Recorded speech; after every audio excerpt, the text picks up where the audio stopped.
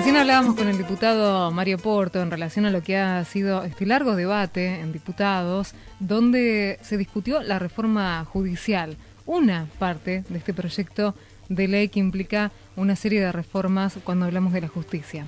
Sumamos la voz de Jorge Dercos en esta tarde para también hablar sobre la reforma judicial. ¿Cómo estás, Jorge? Bienvenido. ¿Qué tal, Paola? Un gusto saludarte. Gracias, igualmente, Jorge. Bueno, hay un análisis que uno podría hacer de tantas aristas respecto de lo que ha sido este debate extenso, por un lado, y en el que han pasado muchas cosas durante estos últimos días desde que se ha planteado que la justicia necesita una reforma. Bueno, en principio yo lo que sucedió en el día de ayer lo dividiría en tres temas. Por un lado, la reforma judicial en sí, el comportamiento de la oposición y el comportamiento de los medios de comunicación, reflejando lo que fue esa sesión, tanto la previa como lo que pasó ayer. Respecto a la reforma, creo que es muy clara la explicación que se ha venido dando desde el Ejecutivo y desde el bloque de diputados y de senadores del Frente para la Victoria, respecto a los alcances de esta reforma, que por otro lado no avanza sobre el Poder Judicial, sino muy por el contrario, le va a dar instrumentos para que pueda mejorar, para que pueda funcionar mejor. ¿Funcionar mejor en qué sentido? Por un lado, trata de el ingreso del personal al Poder Judicial. ¿Hola? Sí, te estamos escuchando, Jorge. Escucho un ruido de fondo. Entonces reitero, el ingreso al Poder Judicial. Hasta el momento, el ingreso al Poder Judicial se daba por conocimiento de algún juez, de algún secretario de Cámara, alguna persona influyente, que era la que gestionaba y permitía que ingresara el personal legislativo. Una de las reformas implica que a partir de la aprobación de la misma, todos los cargos que necesite la justicia, salvo aquellas excepciones que ha pedido la Suprema Corte y con toda razón y tino, pero van a tener que concursar, van a tener que rendir examen, y si los oferentes y los que han aprobado el examen superan el número de vacantes, las mismas irán a sorteo. Por lo tanto, es un mecanismo de transparencia y que va a permitir que entren al Poder Judicial aquellas personas que estén más capacitadas y no aquellas que tengan más amigos para poder ingresar. Claro. Pero otro de los otros puntos es la declaración jurada de los jueces, algo que a todas luces, tanto el Poder Ejecutivo como el Legislativo, por ley y por mecanismo de transparencia, deben presentar y ser públicas sus declaraciones. No vemos por qué este privilegio debe continuar en manos del Poder Judicial. Por lo tanto, a todas luces suena sensato que los jueces también puedan presentar su declaración jurada de bienes, como hacen el resto de los funcionarios en los otros poderes. Hasta acá creo que nadie puede oponerse a la misma. No, claro. Respecto al Consejo de la Magistratura y a la politización, uno puede hablar con conocimiento de causa, que los jueces no son caídos o nacidos de un berberecho. Los jueces son designados, son propuestos por los distintos actores políticos que tiene nuestro país, y en función de las vacantes se van cubriendo, y muchas veces ingresan jueces que tienen afinidad con determinado pensamiento político. Eso no está ni bien ni mal, porque la sociedad argentina, la sociedad en su conjunto, en todos los países del mundo, está politizada en esas esferas. Por lo tanto, los jueces, lo que le debemos exigir, no que no tengan una pertenencia o una ideología, sino que sean justos a la hora de dictar su sentencia y que no beneficien a determinados sectores o que perjudiquen a los sectores de menores recursos porque carecen de los mismos para poder tener una justicia buena, que tengan buenos abogados que los defiendan, etcétera, etcétera. Entonces, hasta acá tampoco creo que hay ninguna objeción. Respecto al Consejo de la Magistratura, el Consejo de la Magistratura, un instrumento creado en la reforma del 94, tiene como objetivo central impedir, digamos, a veces no puede designar a los mejores, pero sí impide que ingresen los peores, ¿no? ¿Por qué? Porque hay un mecanismo público en el cual los aspirantes a ocupar un cargo en el Poder Judicial deben presentar sus antecedentes, se hacen audiencias públicas, se chequea la información y luego de eso se aprueban los pliegos para designar jueces o no. La reforma introduce un sistema totalmente novedoso para la designación de los miembros del Consejo de la Magistratura, que es un sistema democrático que, así como el actual Consejo de la Magistratura y reitero el ejemplo, no es que lo designó un berberecho. Los integrantes del Consejo de la Magistratura son designados proporcionalmente por los bloques que tienen las legislaturas. Claro. Por lo tanto, el bloque del Frente para la Victoria designa un número, el bloque radical designa otro, el bloque del FAP designa otros consejeros. Por lo tanto, la politización existe de hecho, no necesariamente este mecanismo que se acaba de aprobar, en el cual ahora los integrantes del Consejo de la Magistratura no van a ser elegidos por legisladores, no van a ser elegidos por los colegios de abogados o las corporaciones que atienden los problemas de la justicia, sino que van a ser elegidos libremente por todos los ciudadanos. Sí, recordemos que la primera elección va a ser ahora en agosto, Jorge, en las primarias, y que los que ya están, digamos, van a terminar su mandato, tampoco es que se los saca. Porque no se pueden afectar derechos, esto es así, no se saca a nadie. Claro. Terminarán su mandato como a ver, recordemos, la Suprema Corte de Justicia funcionaba con 9. Kirchner, en el año 2004, dictó un decreto en el cual la Suprema Corte de Justicia va a tener que funcionar con 5 miembros como funcionaba antiguamente. ¿Qué se hizo? ¿Se sacan a los jueces que sobran? No. A medida que se jubilen y accedan al beneficio previsional, se va a ir acotando el número de jueces y en algún momento tendremos los 5 jueces que históricamente tenía la Argentina. Porque vemos que el número de jueces de la Corte se modificó en la época del menemismo para tener una Corte permeable a todas las trapisondas que se hicieron en esa época. Así ¿no? es. Ese fue el momento en el cual se modificó. Por lo tanto, hasta acá la reforma, a mi juicio, y sin ser un lego en la materia, no merece ningún tipo de objeción porque está sentada sobre base del sentido común.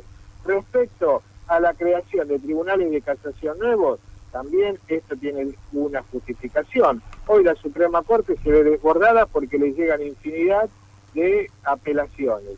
Con este nuevo sistema lo que vamos a hacer es aliviar el trabajo de la Corte y que la Corte se aboque a tratar los temas más específicos y más trascendentes para la juridicidad argentina.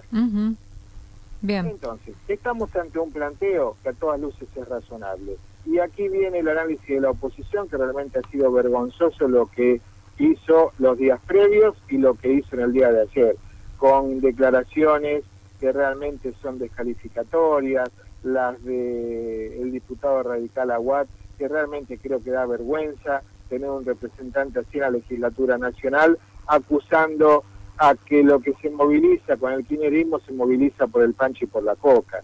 Realmente son repudiables sus declaraciones, es subestimar a la gente que cree en un proyecto, que cree en ese proceso político y que se moviliza cuando considera que tiene que hacerlo para respaldar medidas de su gobierno. Después, la Lilita Carrió ya borda la psicopatía total respecto a todas las conspiraciones que ve de manera permanente y continua ante cada acción de gobierno, y lo que cada vez queda más claro es su pertenencia a uno de los grupos mediáticos y que actúa en consonancia con la necesidad de ese grupo de ensuciar, de bardear la discusión, de introducir elementos de difícil probación y muchas veces fruto de su propia imaginación, ¿no? O de su interés político en generar una declaración que sabe que va a ser polémica y que, si bien nunca se va a poder comprobar, pero termina causando el efecto que ensucia a todo el mundo. Claro. En definitiva, eso es lo que logra Carrió, ensuciar todo y creer que todos son la misma bosta, que no es así.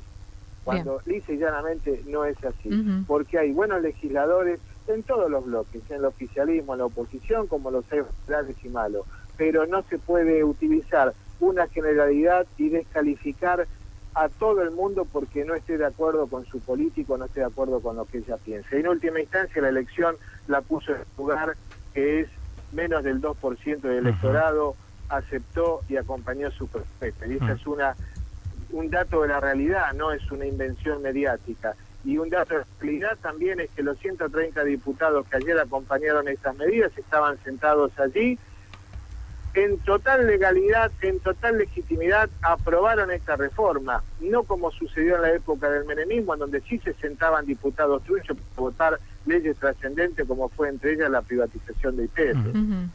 Sí, también los medios de comunicación, Jorge, en estos últimos días cumplieron un rol fundamental para crear un microclima, ¿no? Exactamente, esa era la última parte, después de analizar lo bochornoso que fue la oposición, que en definitiva, en vez de discutir y tratar de encontrar mecanismos para mejorar los proyectos, lo que hace es retirarse del recinto, es tratar de vaciar de legitimidad una sesión. Realmente espantoso, y es espantosa la oposición que tiene la Argentina, que no se merece que dirigentes políticos que forman parte de partidos históricos, que han sido movimientos nacionales tan importantes y trascendentes para nuestro país, hoy estén cumpliendo este rol que es a todas luces un bochorno. Y los medios de comunicación realmente también, a esta altura no lo vamos a descubrir, pero hacer la cobertura de Canal 13 fue una cosa patética, vergonzosa. Creo que se han transgredido, digamos, si bien lo viene haciendo hace tiempo, pero ayer, mostrar nada más los legisladores de la oposición cuando hablaban, y cuando le tocaba el turno a uno del oficialismo,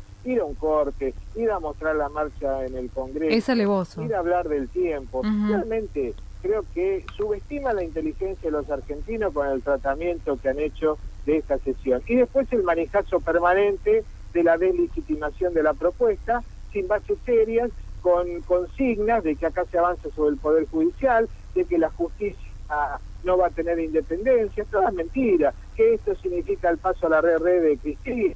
Otra mentira más absoluta, porque el único mecanismo que permite la Constitución ser reformada es los 2/3 de los legisladores, que todos sabemos que el Frente para la Victoria hoy no los tiene para modificar la Constitución. Por eso están agitando fantasmas que no existen, cosas que no tienen comprobación en la práctica, pero que es la vieja práctica de Goebbels: miente, que algo en todo eso. Y volvemos a lo que hace Lidita Carrió, termina ensuciando el escenario político para tratar de ocultar sus verdaderos intereses.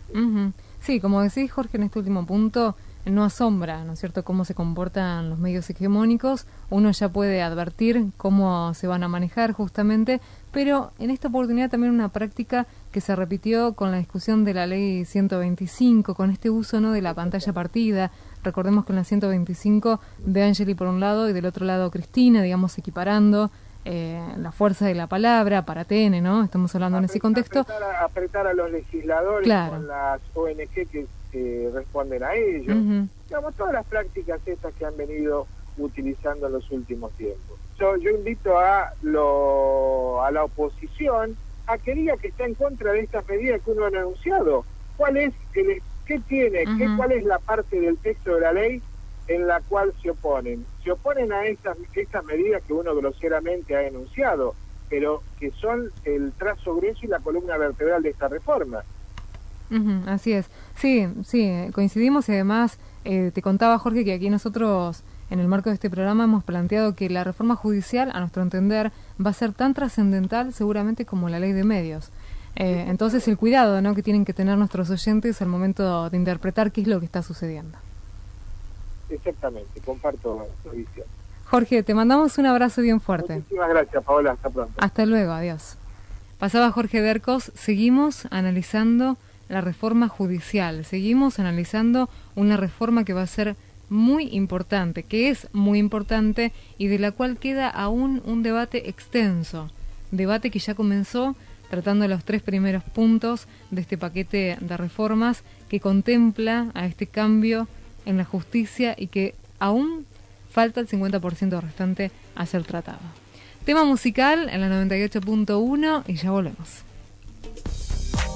Envíanos tu información, tu correo a puntodencuentro981@gmail.com, al Facebook Punto de Encuentro.